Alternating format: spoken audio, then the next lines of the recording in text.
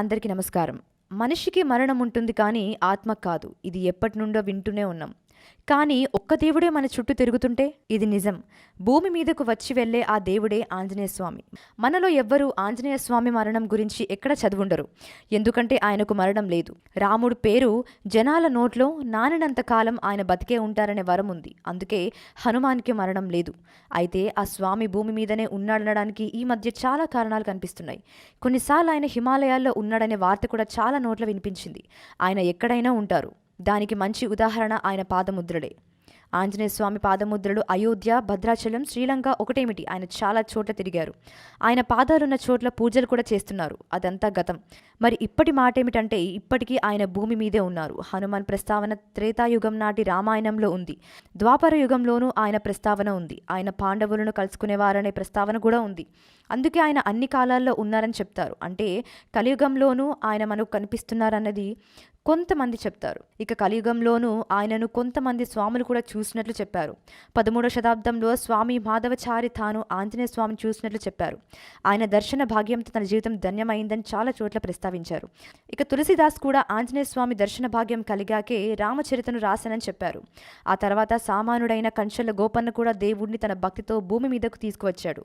ఆయనతో పాటు ఆంజనేయ స్వామి కూడా వచ్చినట్లు చరిత్రలో ఉంది. ఆ సమయంలోనే భద్రాచలం పన్నసాలకు వచ్చారన్నది భక్తుల నమ్మకం. అయితే హనుమాన్ ఎక్కువ ఎక్కడ జీవించారంటే తమిళనాడులోని గంధం దాన పర్వతంపై ఉన్నారని ప్రతీతి. అందుకే ఆయన గుడి అక్కడ చాలా ఫేమస్. వాస్తవానికి ఆంజనేయ స్వామి అంతటా ఉన్నారు. భక్తులు ఆయన్ని నమ్మకంతో కొలిస్తే చాలు ప్రత్యక్షమవుతారని ప్రతీతి. ఇక లంకకు వెళ్లే సమయంలోనూ ఈ పర్వతం నుండే బయలుదేరారట. ఆ తర్వాత అక్కడే రాముడు రామవతారం ముగిశాక భూమిపైనే ఉండమని ఆదేశించారట. నా పేరు భూమిపై పలికినంత కాలం ఉండాలని చెప్పారట. అప్పుడు కూడా ఈ పర్వతం పైకి వచ్చారట. అక్కడి నుండి లంకలోని పిదురు అనే పర్వతం పైకి వెళ్లారట. తాను సీతమ్మ కోసం వెళ్ళినప్పుడు కొంతమంది గిరిజనులు సాయం చేశారట. అందుకే వారి దగ్గరకు వెళ్లి వారిని ఆశీర్వదించారట.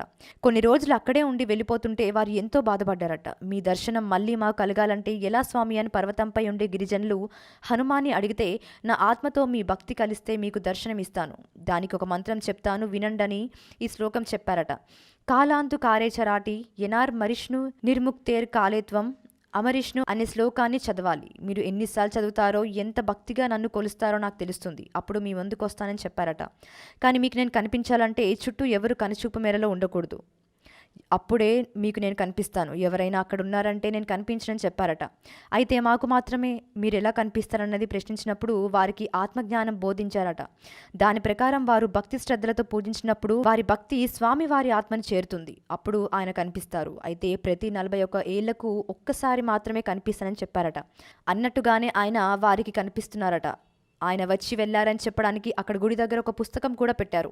స్వామి వచ్చి వెళ్ళగానే అక్కడ గుడి దగ్గర ఉన్న పుస్తకంలో రాస్తారట. సరిగ్గా మే 27, 2014లో ఆయన ఒకసారి వచ్చి వెళ్ళారని అక్కడ పుస్తకంలో రాశారు.